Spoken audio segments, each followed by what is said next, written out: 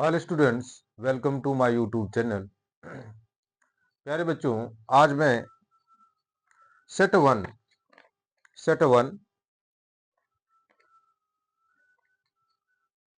Mathematics set one का question number 4 कराने जा रहा हूँ। प्रीवियस वीडियो में मैंने क्वेश्चन नंबर 3 कराया था। अब हम क्वेश्चन नंबर 4 कराएंगे। क्लियर है कि नहीं? UP board mathematics unsolved 2024 set one और सेट वन का ईएक्स सेट, और ये अग्रवाल सेट है। ये आप लोगों का अग्रवाल सेट है यूपी बोर्ड में। ये मैं आपको करवा रहा हूँ 2024 का पहला सेट सॉल्व करवा रहा हूँ। तो बच्चों, क्वेश्चन नंबर 4 से मैं यहाँ पर शुरू करूंगा। ठीक है, 4 नंबर से। चलो बच्चों, 4 नंबर में देखिए, यानी क्वेश्चन नंबर 4।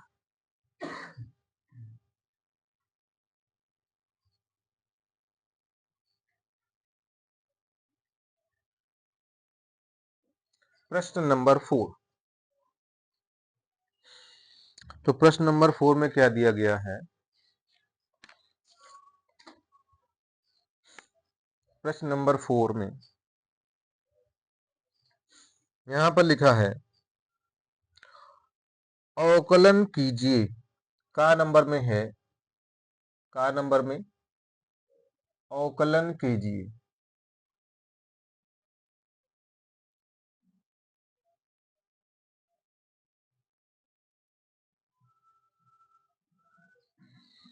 अवकलन कीजिए y equals to cos x raise to power sin x।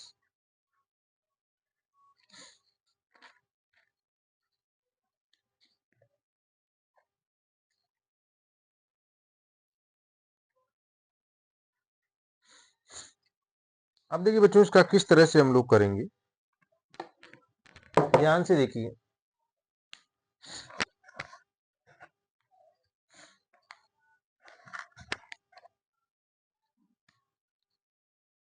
यहां पर लिखेंगे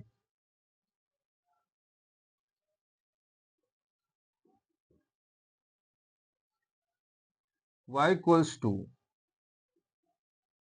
cos x raise to power sin x। Clear दिख रहा कि नहीं? क्लियर दिख रहा है? Right right right right, very good. हमारे हमेशा याद रखिए, हम अवकलन वाले कुछ प्रश्न स्पेशल ऐसे होते हैं, जैसे यहां पर ये दिखाई दे रहा है, चर की पावर चर है, चर की पावर चर है, फंक्शन की पावर फंक्शन हो, फंक्शन की पावर फंक्शन हो, है ना, या चर की पावर चर हो, फंक्शन की पावर फंक्शन हो, या बहुत सारे फंक्शन मल्टीपल में लिखो, या बहुत सारे फंक्शन डिविजिबल में हो, उस कंडीशन में हम लॉग लेते हैं। क्या लेते हैं? लॉग लेते हैं बच्चों। तो यहां पे लिखेंगे दोनों पक्षों में लॉग लेने पर, दोनों पक्षों में लॉग लेने पर। तो लॉग लेंगे, क्या हो जाएगा? log y equals to log cos x की power sin x। log m की पावर n log m होता है, तो यहां पे आ जाएगा log y equal to sin x log cos x। यहां पर फार्मूला कौन सा यूज हुआ है? log m की power n equal to n log m। ये वाली प्रॉपर्टी यहां पे यूज हुई, उसी से ये ब्रेक हुआ है। क्लियर है? अब बच्चों यहां पे करेंगे differentiate with respect to x on both side।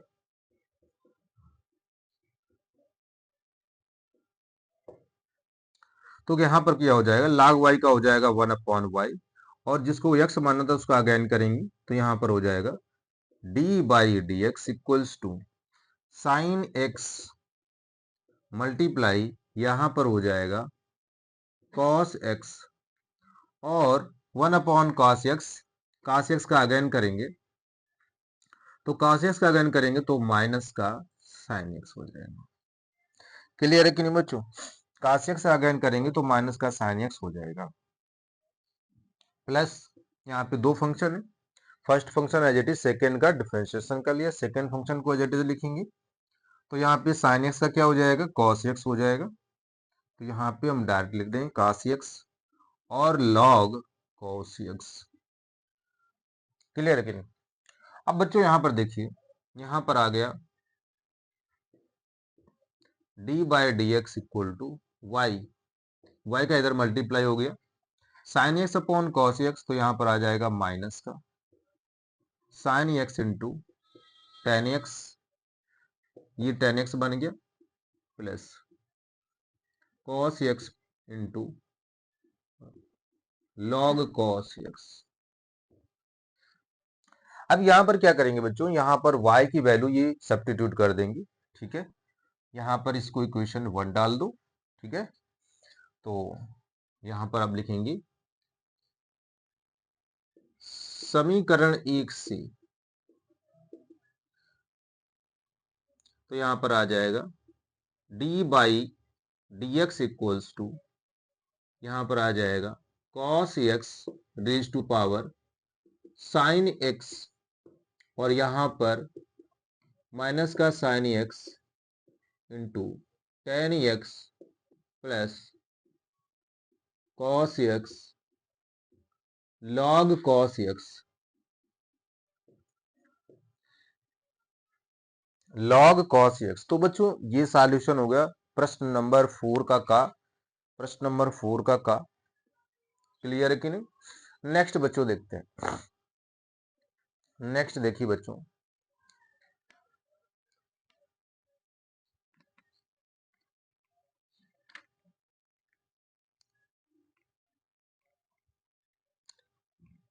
Four का खा नंबर बच्चों,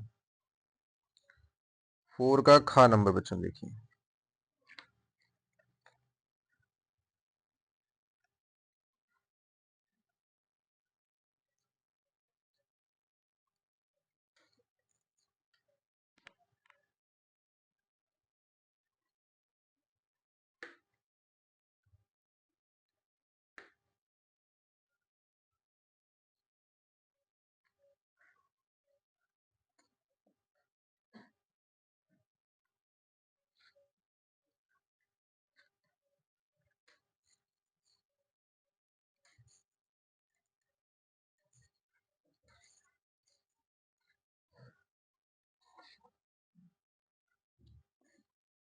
खा नंबर बच्चों,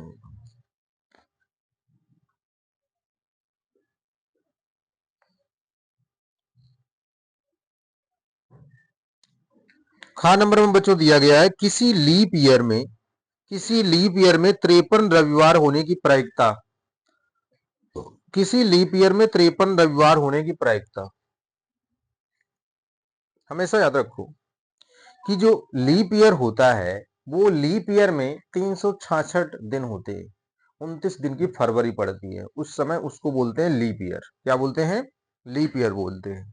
अब हम लोग यहां पर ये समझेंगे कि लीप ईयर में यहां पर दिया है कि 53 रविवार होने की प्रायिकता, 53 रविवार होने की प्रायिकता। तो देखिए सबसे पहले मैं यहां पे लिखूंगा कि 53 रविवार,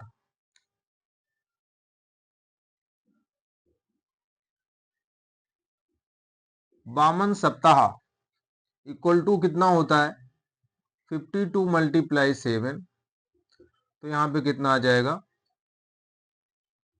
364 दिन। अब 364 दिन, तो 364 दिन हो गए ना, और 365 दिन होते हैं, और जब लीप वर्ष होता है तो 360 डेज होते हैं, यानी 366 दिन होते हैं। तो यहाँ पर हमारे पास लीप वर्ष में 2 दिन कम है, तो यहाँ पे लिखेंगे जब लीप वर्ष जो लीप वर्ष होगा वो 366, 364 प्लस 2 दिन। और ये जो 2 दिन होंगे, ये जो 2 दिन होंगे ना, उनमें कोई सा भी एक दिन हो सकता है 7 डेज में से, कोई सा एक डे। तो ये कि ये 2 दिन कैसे हो सकते हैं, ये जो 2 दिन है शेष, इसकी क्या क्या प्रोबेबिलिटी हो सकती है, कितने चांसेस, कौन कौन से 2 दिन हो सकते हैं, चलिए देखिए। ये जो 2 दिन है बच्चों, ये 2 दिन हो सकते हैं रविवार और सोम, ठीक है, या सोमवार और मंगलवार, या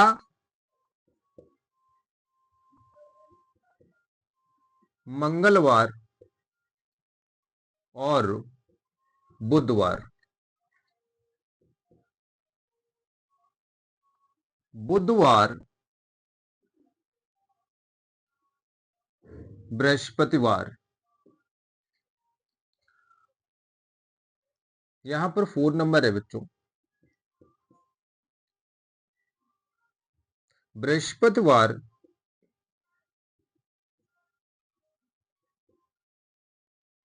या शुक्र,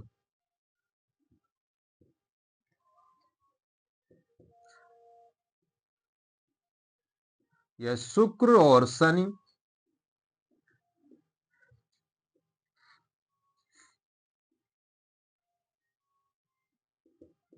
और शनि या रवि।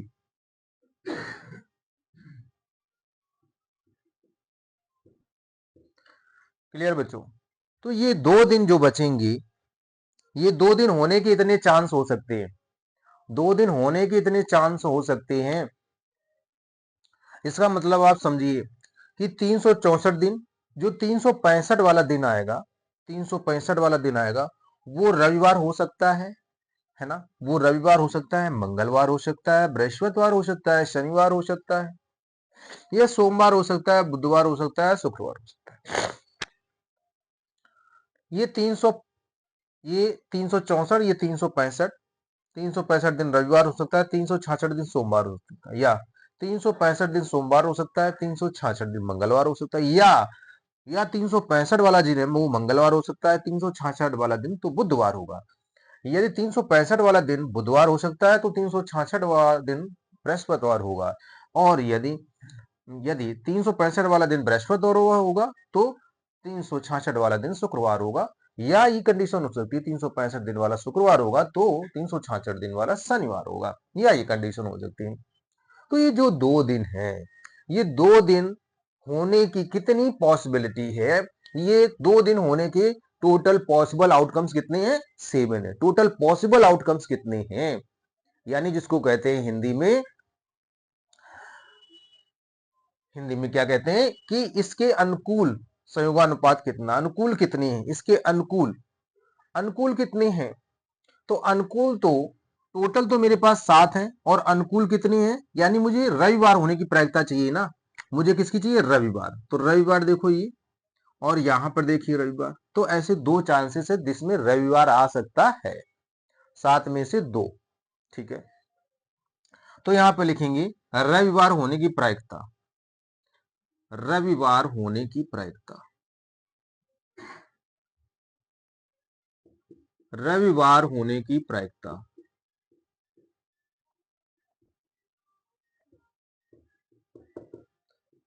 2/7, 2/7, ठीक है।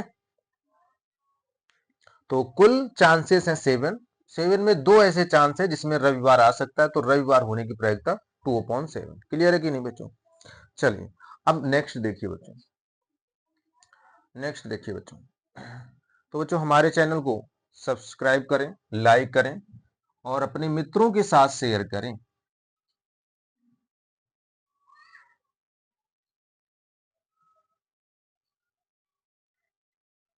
अब बच्चों नेक्स्ट देखिए, गा नंबर में क्या दिया गया है, गा नंबर में दिया गया एक बिंदु है, गा नंबर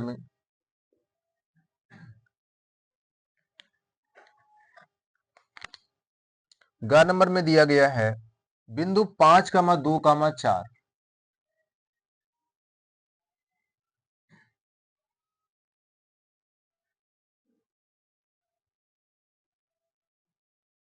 5,2,-4 से जाने वाली तथा सदिश,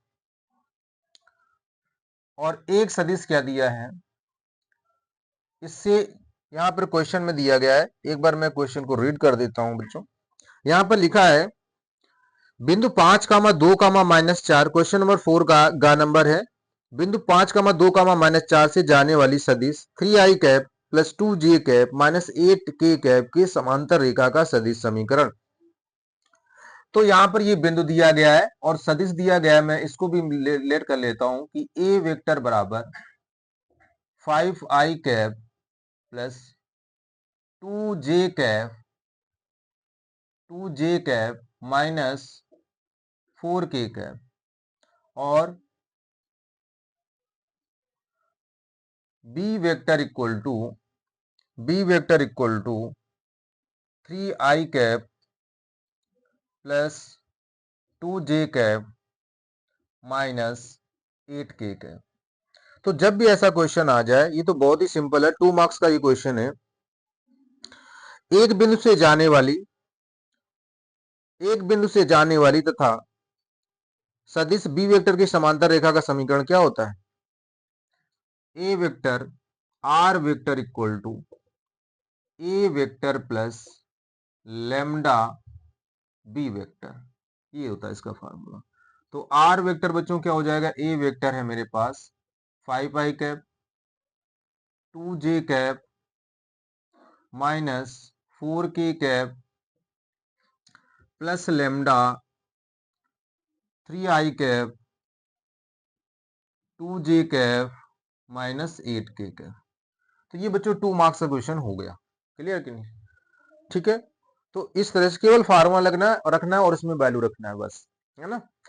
कार्टेशियन फॉर्म में जब लिखा जाता है तो इसका दूसरा फार्मूला होता है, ये सदिश के फॉर्म में इसी तरह इसको रिप्रेजेंट किया जाता है, क्लियर। चलिए बच्चों घा नंबर में देखते हैं, क्वेश्चन नंबर घा।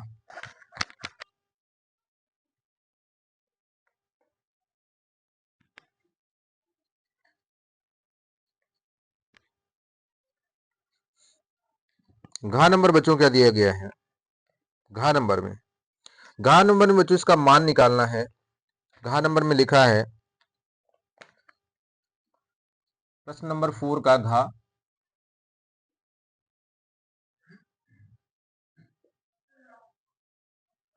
घा नंबर बच्चों देखिए, घा नंबर में लिखा है A vector cross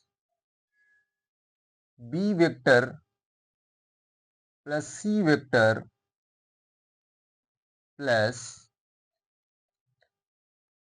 B vector cross C vector plus A vector plus C vector cross A vector plus B vector, clear है कि नहीं बच्चों? इसका मान मुझे निकालना है, ठीक है। तो ये क्वेश्चन बच्चों लिखा है। अब इस क्वेश्चन को हम लोग किस तरह से सॉल्व करेंगे? सबसे पहले वेक्टर की जितनी भी प्रॉपर्टी और फार्मूले वो आपको याद होने चाहिए। अब यहां पर क्या करते हैं, फर्स्ट ऑफ ऑल मैं इसका इसमें क्रॉस प्रोडक्ट करता जाऊंगा, इसका इस टर्म में क्रॉस प्रोडक्ट, इसका इसमें, फिर इसका इसमें, फिर इसका इसमें, इसका इसमें और फिर इसका इसमें। तो बच्चों यहां पर क्या आ जाएगा, equals to A vector cross B vector plus लगा दो A vector cross C vector plus B vector cross C vector plus B vector cross A vector plus C vector cross A vector plus C vector cross B vector.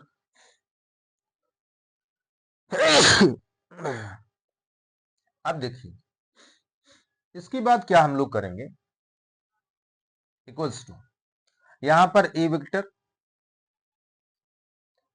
Cross B vector plus A vector cross C vector plus B vector cross C vector.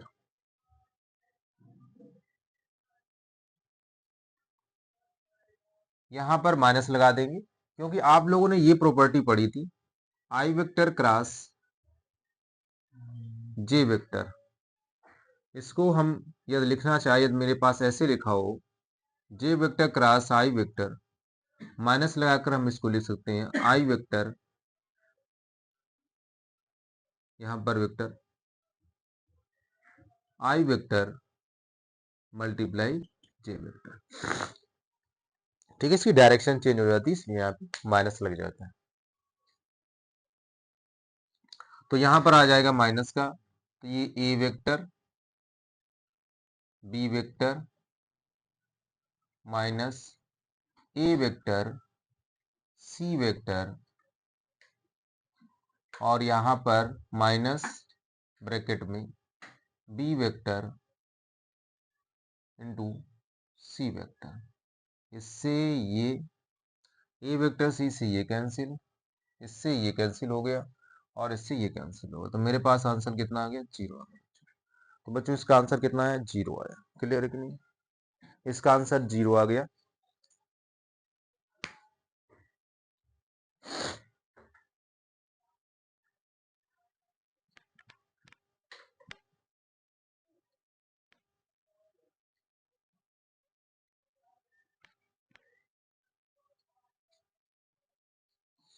Next बच्चों question देखिए, question number 5। Question number 5 में क्या दिया गया है, और question number 5 में हर एक क्वेश्चन 5 मार्क्स का है। प्रश्न नंबर 5 और इसका का नंबर, बच्चों का नंबर ध्यान से पढ़िए। अनसॉल्व में देखिए क्वेश्चन नंबर 5 का उसमें लिखा है यदि कैपिटल ए इक्वल्स जो सेट दिया है वो सेट की वैल्यू दी गई है, सेट ए इक्वल्स टू 1, 2, 3, 4, 5। फिर लिखा है से बी इक्वल्स टू 1, 4, 5 में संबंध आर छोटा है हो तो आर से संबंधित क्रमित युग्मों का समुच्चय ज्ञात कीजिए तथा बी से ए तक का संबंध को बी से ए तक संबंध को भी परिभाषित कीजिए। चलो, तो पहले यहां पर हम कोई सेट ए दे रखा है तो ए सेट की वैल्यू हम लोग लिख लें। यहां पर ए सेट की वैल्यू कितनी है, 1। ए सेट की वैल्यू 1 है, 2 है, 3 है और 4 है और 5 है। यहां पर जो बी सेट की वैल्यू है वो बी सेट की वैल्यू दे रखी है इन्होंने 1, 4, 5। क्लियर है कि नहीं बच्चों, ये हमारे पास वैल्यू दे रखी है। ठीक है, अब यहां पर उन्होंने ये दे रखा है कि जब भी हम इसमें संबंध फाइंड करेंगे, लिखा है में संबंध यानी ए बी से छोटा है, ए बी से छोटा है। जब संबंध निकालेंगे संबंध आर में संबंध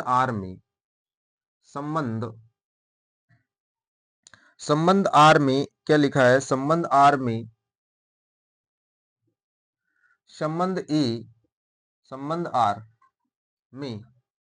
संबंध आर में ए बी से छोटा है, ए बी से छोटा है।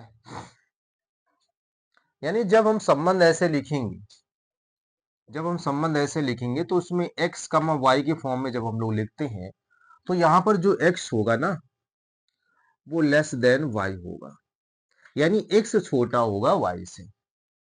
क्योंकि यहां पर इस क्रमित युग में जो फर्स्ट एलिमेंट होंगे ना, इस क्रमित युग में हर क्रमित युग में रिलेशन r की हर क्रमित युग में जो पहला एलिमेंट है वो सेट ए का होगा और जो दूसरा एलिमेंट है वो सेट बी का होगा। इन्होंने कहा है कि रिलेशन आर में बैठा हुआ सेट ए का हर एलिमेंट, रिलेशन आर में बैठा हुआ सेट ए का हर एलिमेंट सेट बी से छोटा होगा।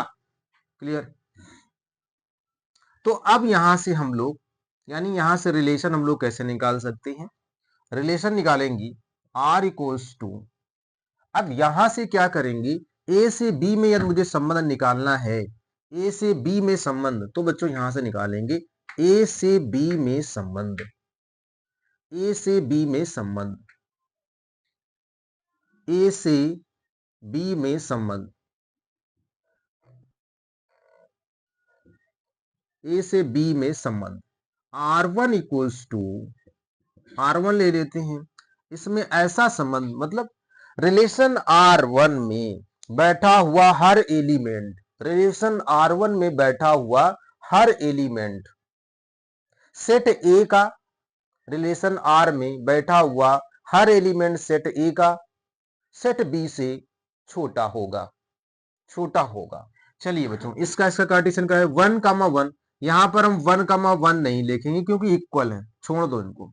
1,4, हाँ 1,4 में, 1,4 में क्या दिख रहा है, यानी सेट ए का एलिमेंट बी से छोटा है।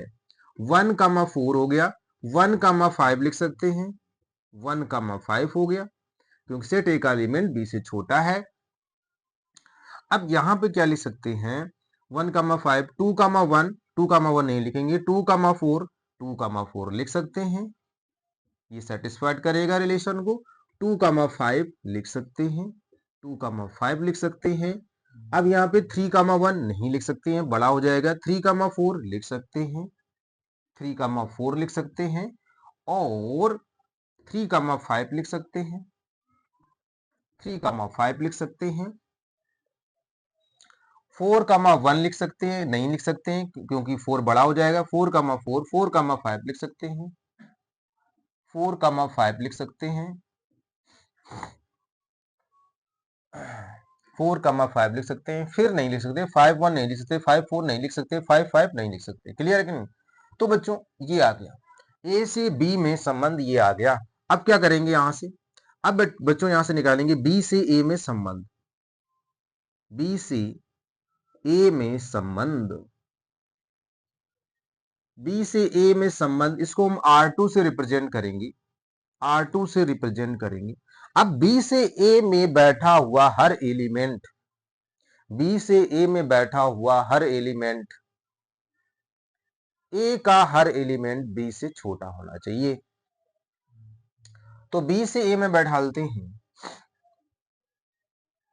तो बी से ए में जब बच्चों बैठा लेंगे, तो यानी जो फर्स्ट एलिमेंट है, यानी जो फर्स्ट एलिमेंट मैंने बताया था एक्स छोटा होना चाहिए, तो यहाँ 1,1, यहाँ पर क्या हो जाएगा 1,2, फिर क्या हो जाएगा 1,3, 1,4, 1,2, 1,3, 1,4, 1,5, 1,5 हो गया। फिर क्या कर सकते हैं, 4,1 नहीं होगा, 4,2 नहीं होगा, 4,3 नहीं होगा, 4,4 नहीं होगा, 4,5 हो सकता है। ठीक है, 4,1, 4,2, 4,3, 4,4, 4,5, राइट। अब यहां से आ जाइए, 5,1, 5,2, 5,3, 5,4, 5,5 नहीं हो सकता ना। क्लियर, तो इतने तो हो सकते हैं भाई। पहले मैंने क्या किया, 1,2 कर लिया, 1,3, 1,4, 1,5, 4,2 नहीं होगा क्योंकि 4 बड़ा हो जाएगा, 4,3 नहीं होगा, 4,4 नहीं होगा, 4,5 होगा, फिर 5 से कर लिया तो 5 सबसे भी बड़ा होगा तो ये नहीं होगा। तो बी से ए में संबंध ये हो गया। ये बच्चों बहुत अच्छा क्वेश्चन है और ये 5 मार्क्स का है, बेहतरीन क्वेश्चन है बच्चों। तो अब हमारे चैनल को लाइक और सब्सक्राइब करिए, कमेंट जरूर करें, शेयर करें अपने दोस्तों के साथ। अब बच्चों देखिए इसका खा पार्ट देखिए, खा नंबर बच्चों देखिए,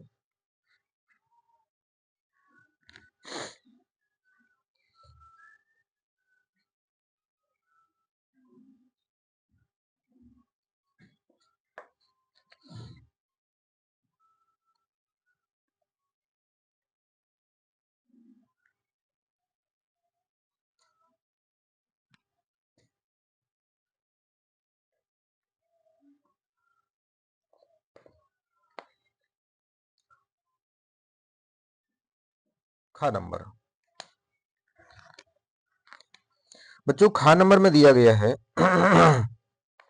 खा नंबर में क्वेश्चन ये मैट्रिक्स का क्वेश्चन है, लिखा x comma y comma z, x comma y comma z के मानों को ज्ञात कीजिए यदि आप भी A equal to 0 two z x Y minus Z x minus y z की समीकरण A dash A transpose A equals to identity matrix यानी आई को संतुष्ट करता है।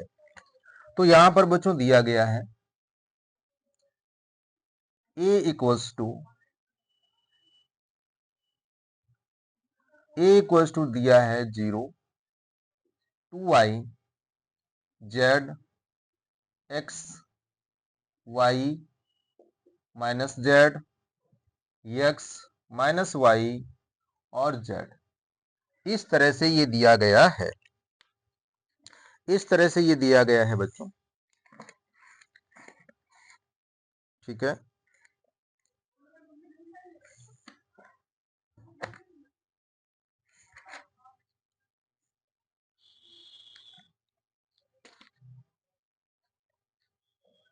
अब यहां पर क्या करेंगे, चलिए बच्चों, अब यहां पर इसमें लिखा है यदि ए इक्वल्स टू, तो समीकरण ए डैश यहां पे दिया है ए डैश ए इक्वल टू आई। अब फर्स्ट ऑफ ऑल यहां पर मुझे क्या पता होना चाहिए, यानी मुझे यहाँ पे ए डैश फाइंड करना है। चलो भाई, तो यहां पर पहले हम ए डैश फाइंड कर लें क्योंकि इसमें मुझे जरूरत पड़ेगी। तो ए डैश क्या हो जाएगा, ए डैश मेरे पास हो जाएगा यानी 0 टू वाई और यहां पे क्या हो जाएगा जेड, फिर यहां पर x Y minus Z x minus y z. भाई ये ट्रांसपोज मैट्रिक्स होता है, इसको परिवर्त आप भी बोलते हैं। क्या बोलते हैं, परिवर्त आप भी। जब भी निकाला जाता है तो रो को कॉलम में लिख दो, इसको हमने ऐसे लिख दिया और इसको हमने ऐसे लिख दिया। अब बच्चों क्या करेंगे, यहां पर जब मेरे पास ऐसा आ गया, अब यहाँ पे जो मेरे पास ये इक्वेशन गिवन है, यहाँ पर ये क्वेश्चन में क्या है गिवन है, ठीक है। अब यहाँ पर एक्स वाई जेड की वैल्यू निकालनी है और इस समीकरण को सेटिस्फाइड करती है। तो देखो यहाँ पर लिखेंगे ए डैश, यानी ए डैश की वैल्यू कितनी है, ये यहाँ लिखेंगे। तो यहाँ आ जाएगा 0 एक्स और एक्स और यहाँ 2 वाई और वाई माइनस वाई, क्योंकि ए डैश की वैल्यू पहले यहाँ पुट करेंगे। फिर यहाँ पर आ गया जेड माइनस जेड और जेड, और यहाँ पर क्या आ गया मेरे पास, A equals to 0 to Y Z x Y minus z और x minus y z equals to identity matrix क्या होती है, आइडेंटिटी मैट्रिक्स क्या होती है, आई का मतलब होता है आइडेंटिटी मैट्रिक्स, यानी उसको बोलते हैं हिंदी में इकाई आव्यूह। 1 0 0 1 0 0 0 1, ठीक है। अब यहां पर क्या करेंगे, अब इसका हम लोग प्रोडक्ट करेंगे। क्या करेंगे, प्रोडक्ट करेंगे। प्रोडक्ट कैसे किया जाता है, यानी फर्स्ट रो का, यानी जो फर्स्ट मैट्रिक्स है उसमें फर्स्ट रो का सेकेंड मैट्रिक्स के फर्स्ट कॉलम में, यानी ये जो है रो टू कॉलम मल्टीप्लाई करते हैं, रो टू कॉलम प्रोडक्ट करते हैं। तो इसका इसमें करेंगे, फिर इसका इसमें करेंगे, फिर इसका इसमें करेंगे। जब इसका हम इसमें करेंगे तो यहाँ एक एलिमेंट बनेगा, इसका इसमें करेंगे तो यहाँ दूसरा एलिमेंट बनेगा, जब इसका इसमें करेंगे तो यहाँ तीसरा एलिमेंट बनेगा।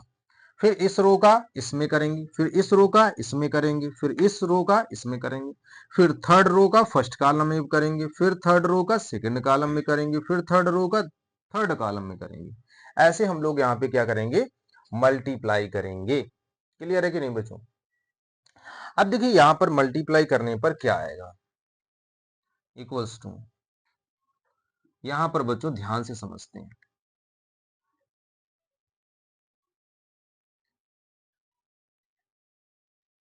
इक्वल्स टू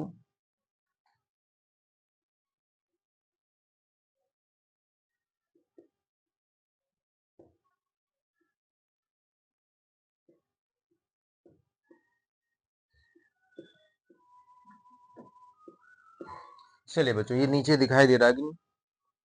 सभी को दिखाई दे रहा? ठीक है, दिखाई दे रहा है। चलिए बच्चों, अब क्या करते हैं, यहाँ पर प्रोडक्ट कराते हैं, रो टू कॉलम प्रोडक्ट करते हैं। तो जब भी हम इसका प्रोडक्ट करेंगे तो यहाँ पर क्या आ जाएगा, इसका मल्टीप्लाई इसमें करेंगे तो जीरो आएगा, इसका मल्टीप्लाई, चले कर लीजिए, इसका मल्टीप्लाई इसमें किया तो जीरो आया, और इसका मल्टीप्लाई रो टू कॉलम करते हैं, रो टू कॉलम, इसका मल्टीप्लाई इसमें किया तो क्या आ गया, एक्स स्क्वायर आ गया, इसका मल्टीप्लाई इसमें किया तो एक्स स्क्वायर आ गया। अब इन सभी को जोड़ देंगे तो कितना आ जाएगा, टू एक्स स्क्वायर। कितना आ जाएगा यहाँ पे आ जाएगा टू एक्स स्क्वायर। क्लियर है बच्चों की नहीं? तो यहाँ पर आएगा टू एक्स स्क्वायर। अब देखिए, row to column, row to column, first column में हो चुका फर्स्ट रो का सेकंड कॉलम, इसका मल्टीप्लाई इसमें करेंगे तो कितना आएगा, जीरो आएगा, इसका मल्टीप्लाई इसमें करेंगे तो कितना आएगा, एक्स वाई आएगा, इसका मल्टीप्लाई इसमें करेंगे तो कितना आएगा, माइनस एक्स वाई आएगा। तो यानी जब इसको फाइनली सॉल्व करेंगे तो यहाँ पे कितना आ जाएगा, जीरो आ जाएगा बच्चों। कितना आ जाएगा यहाँ पे, जीरो आ जाएगा। अब देखिए, यहाँ पर जीरो आ जाएगा, यहाँ पर जीरो आ जाएगा, रो टू कॉलम बच्चों, इसका मल्टीप्लाई इसमें करते हैं तो जीरो आएगा, इसका मल्टीप्लाई इसमें करते हैं तो माइनस का एक्स जेड आएगा, इसका मल्टीप्लाई इसमें करते हैं तो प्लस का एक्स जेड आएगा। यानी ए भी पूरा पूरा क्या हो गया, जीरो हो गया बच्चों। क्या हो गया, जीरो हो गया। तो ए भी जीरो हो गया। अब बच्चों सेकंड रो का मल्टीप्लाई क्या करते हैं, इसका मल्टीप्लाई इसमें करेंगे जीरो आएगा, इसका मल्टीप्लाई इसमें करेंगे एक्स वाई आएगा, और इसका मल्टीप्लाई इसमें करेंगे तो क्या आ जाएगा, यहाँ जीरो फाइनली आएगा। इसका मल्टीप्लाई इसमें करेंगे तो यहाँ पे आ जाएगा टू वाई यानी फोर वाई स्क्वायर, इसका मल्टीप्लाई इसमें करेंगे तो क्या आ जाएगा बच्चों, फोर वाई स्क्वायर, और इसका मल्टीप्लाई इसमें करेंगे वाई स्क्वायर, इसका मल्टीप्लाई इसमें करेंगे वाई स्क्वायर। तो y square plus two y square यानी सिक्स वाई स्क्वायर आ जाएगा। क्लियर? अब बच्चों इसका मल्टीप्लाई इसमें करेंगे तो यहाँ पे टू वाई जेड आ जाएगा, इसका मल्टीप्लाई इसमें करेंगे माइनस का वाई जेड आ जाएगा, इसका मल्टीप्लाई इसमें करेंगे माइनस का, तो यहाँ पे टोटल जीरो आ जाएगा। फिर से समझिए, इसका मल्टीप्लाई इसमें करेंगे टू वाई जेड आ जाएगा, इसका मल्टीप्लाई इसमें करेंगे माइनस का वाई जेड, इसका मल्टीप्लाई इसमें माइनस का वाई जेड, तो टू वाई जेड माइनस का वाई जेड माइनस का वाई जेड तो कैंसिल होकर के सब क्या आ जाएंगे, जीरो आ जाएंगे। यहाँ पर क्या आ जाएगा, जीरो आएगा बच्चों। सब फटाक से इसका देखिए, इसका मल्टीप्लाई इसमें करेंगे जीरो आएगा, इसका मल्टीप्लाई इसमें करेंगे तो माइनस जेड एक्स और प्लस जेड एक्स जीरो हो गया, इसका मल्टीप्लाई इसमें करेंगे टू वाई जेड और माइनस वाई जेड तो यहाँ फाइनली जीरो आ जाएगा, इसका मल्टीप्लाई इसमें करेंगे जेड स्क्वायर आ जाएगा, इसका मल्टीप्लाई प्लस का जेड स्क्वायर, और यहाँ पे बच्चों आ गया थ्री जेड स्क्वायर। क्लियर कि नहीं? अब बच्चों ये मल्टीप्लाई करना तो बेसिक आपके लिए है, बहुत आता ही होगा आप लोगों को, हमने समझा दिया इसको फाइनली। अब देखिए बच्चों, यहां पर हम क्या करते हैं, कंपेयरिंग करते हैं तुलना करने पर, तो यहां पे लिखते हैं तुलना करने पर बच्चों, क्या लिखते हैं, तुलना करने पर। इसके बाद बच्चों नेक्स्ट स्टेप यहां से शुरू होता है तुलना करने पर, यहां पर लिखेंगे तुलना करने पर, दोनों पक्षों में तुलना करने पर करो भाई तुलना। तो बच्चों यहाँ पे क्या हो जाएगा, two x square equal to one हो जाएगा, यानी इसका जब दो मैट्रिक्स इक्वल होते हैं, जब दो मैट्रिक्स इक्वल होते हैं तो उसके संगत एलिमेंट बराबर होते हैं, यानी उसके करस्पॉन्डिंग एलिमेंट कैसे होते हैं, इक्वल होते हैं, उसके करस्पॉन्डिंग एलिमेंट कैसे होते हैं, इक्वल होते हैं। Two x square equals to one, x square equal to one by two, तो x equal to plus minus one upon square root two. अब यहां पर क्या करेंगे, दूसरे में क्या है, यहाँ पे सिक्स वाई स्क्वायर है, तो यहाँ पे six y square equal to one, तो यहाँ पे y equal to plus minus one upon square root six. इसके बाद three z square equals to one, z equal to plus minus one upon square root three. तो यही बच्चों answer हो गया, यही आपके आंसर है, ये आपके क्या है, आंसर्स हैं, यही आंसर्स हैं। क्लियर है कि बच्चों? तो ये बच्चों अनसॉल्व क्वेश्चन नंबर 5 मार्क्स का ये क्वेश्चन था, क्वेश्चन नंबर खा, ये 5 नंबर का है बच्चों क्वेश्चन, 5 नंबर का क्वेश्चन है। चलिए बच्चों अगला देखिए।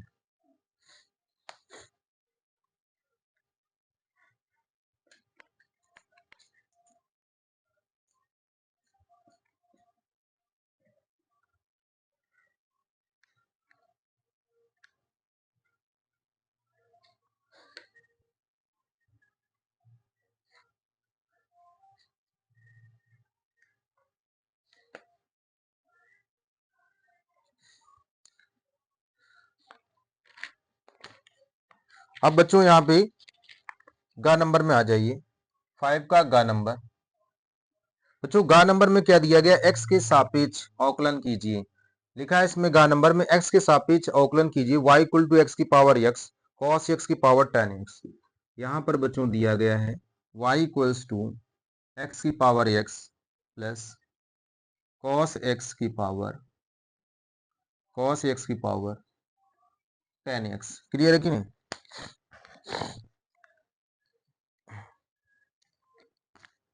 चलिए बच्चों जल्दी से देखिए, यहां पर क्या करेंगे, y equals to y1 plus y2। अब यहाँ पे डिफरेंशिएट कर देंगे both side, differentiate with respect to x। तो यहाँ पर बच्चों हो जाएगा d by d x equals to d y one upon d x plus d y two by d x. अब बच्चों क्या करेंगे, इसको इक्वेशन नंबर 1 डाल देंगे। ध्यान से देखिए, यहाँ पर मैंने y1 को ये लेट किया है और y2 को मैंने इसको लेट किया है। तो यहाँ पे लिख देंगे y1 इक्वल टू, यानी y1 इक्वल्स टू मेरे पास कितना है, x की पावर x से, ठीक है। और y2 कितना है, y2 इक्वल्स टू मेरे पास कितना है, y2 इक्वल्स टू कितना है, cos x की पावर tan x। और मैंने बताया था जब भी फंक्शन की पावर फंक्शन हो, वेरिएबल्स की पावर वेरिएबल्स हो, और बहुत सारे फंक्शन प्रोडक्ट में लिखे हो, दो या दो से ज्यादा फंक्शन जब प्रोडक्ट में लिखे होते हैं, या दो या दो से ज्यादा फंक्शन जब डिविजिबिलिटी फॉर्म में लिखे होते हैं, तो उस कंडीशन में taking log on both side, यानी लॉग लिया जाता है। तो यहाँ पर क्या हो जाएगा, यानी log y1 equals to log x की पावर x। तो यहाँ पर आ जाएगा log y1 equal to x log x। इसी तरह से यहाँ पे log y2 हो जाएगा equals to log cos x की पावर tan x। बच्चों यहाँ पर आ जाएगा log y2 equals to tan x log cos x। Clear कि नहीं? अब यहाँ पे भी दो फंक्शन है, यहाँ पे दो फंक्शन की गुणनफल का फार्मूला लगाइए। तो यहाँ पर क्या आ जाएगा, यहाँ पर आ जाएगा, तो यहाँ पे लिख देंगे differentiate with respect to x। तो यहाँ पर आ जाएगा 1 upon y1 d y one upon d x equals to. तो जब इसका करेंगे तो यहाँ पर फर्स्ट है, फर्स्ट को एज इट इज, तो x अपॉन एक्स क्या हो जाएगा, 1 हो जाएगा, log x 1 plus log x हो जाएगा। बच्चों इसका करेंगे तो यहाँ पे आ जाएगा मेरे पास y1 यानी d y one by d x equals to y1 और ब्रैकेट में 1 प्लस log x। अब यहाँ पे 1 प्लस log x है, y1 की वैल्यू हम यहाँ पे सब्स्टिट्यूट करेंगे, y1 की वैल्यू यहाँ पे सब्स्टिट्यूट करेंगे। तो जब y1 की वैल्यू सब्स्टिट्यूट करेंगे, y1 की वैल्यू मेरे पास कितनी है, x की पावर x है, यानी y1 की वैल्यू x की पावर x है। तो यहाँ पर आ जाएगा मेरे पास d y one by d x equal to x की power x 1 plus log x। Clear है कि बच्चों? अब यहाँ पर बच्चों देखिए इसी तरह से यहाँ पर हो जाएगा 1 upon y2 d y two by d x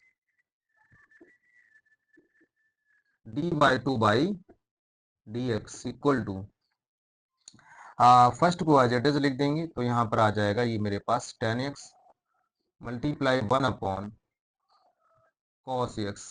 cos x का अगेन करेंगे तो यहाँ पर बच्चों क्या हो जाएगा, माइनस का sin x प्लस, अब हम क्या करेंगे, log cos x को ऐसे लिखेंगे, tan x का होता है sec स्क्वायर x। तो यहाँ पर क्या आ जाएगा sec स्क्वायर x और log cos x। क्लियर कि नहीं बच्चों? क्योंकि इसका हम पहले कर चुके हैं, और tan x का हो जाएगा sec स्क्वायर x। तो अब यहाँ पर फाइनली मेरे पास क्या हो जाएगा, d y two by d x equal to, यहाँ पे y2 और यहाँ पे आ जाएगा tan x। तो यहाँ पे साइन अपॉन कॉस माइनस का tan x ये हो जाएगा, और माइनस का tan स्क्वायर x। तो माइनस का tan square x plus sec square x into cos x। अब बच्चों क्या करेंगे, अब यहाँ पर क्या करेंगे, y2 की वैल्यू ये पुट कर देंगे, यहीं पर हम पुट कर देंगे, तो हमारे पास क्या आ जाएगा, y2 की वैल्यू आ जाएगी cos x की पावर 10x, cos x की पावर 10x, ये वैल्यू बच्चों आ गई। अब इस इक्वेशन 1 में सब्स्टिट्यूट करेंगे, यानी इक्वेशन 1 में ये dy1 अपॉन dx और dy2 अपॉन dx की वैल्यू रखेंगे। क्लियर है कि नहीं, समझ में आ रहा बच्चों? चलिए, तो अब ये वैल्यू हम लोग पुट करेंगे, तो चलिए पुट करते हैं यहाँ पर। ठीक है, sec square log cos x, यहाँ पे लॉग छूट गया ना, यहाँ पर क्या छूट गया है, लॉग कॉस एक्स छूट गया बेटा, तो यहाँ पर आ जाएगा लॉग कॉस एक्स। ठीक है, ये छूट गया था लेकिन ये ठीक है, क्लियर। अब वैल्यू यहाँ पे पुट करेंगे इक्वेशन 1 में।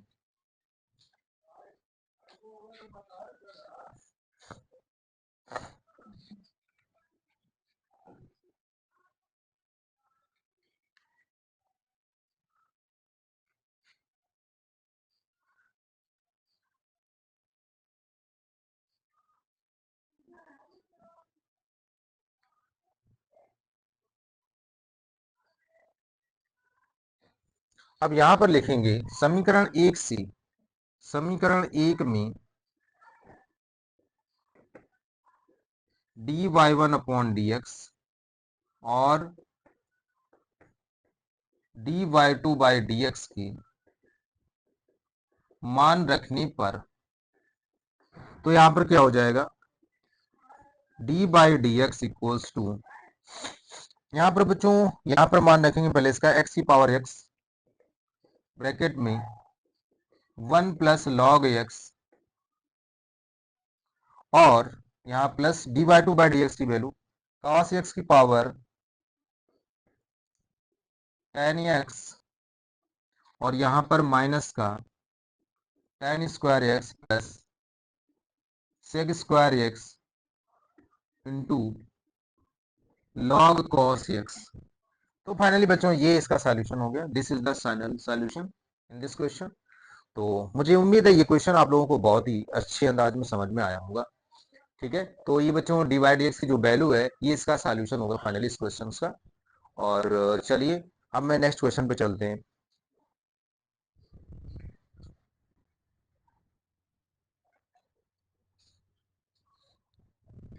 बच्चों यहाँ पे 2 क्वेश्चन बाकी है, बस फटाफट कराते हैं।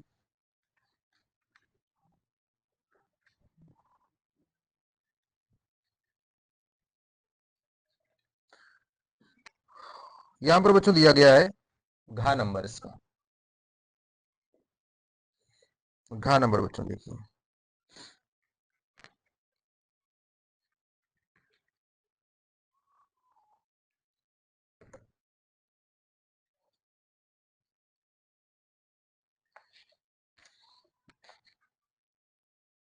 कितना टाइम हो गया भाई,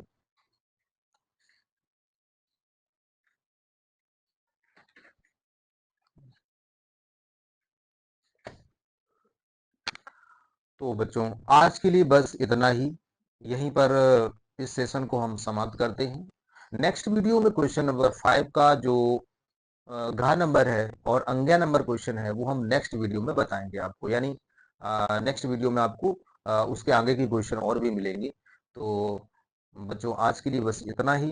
तो मेरे चैनल को आप लोग सब्सक्राइब करिए, लाइक करिए, शेयर करिए, और उसमें कमेंट जरूर करें, कमेंट जरूर करें आप लोगों को जो भी प्रॉब्लम है या कोई चीज़ समझ में नहीं आ रही है ना। और आज के लिए बस इतना ही। जय हिंद, जय भारत, नेक्स्ट वीडियो में मिलते हैं।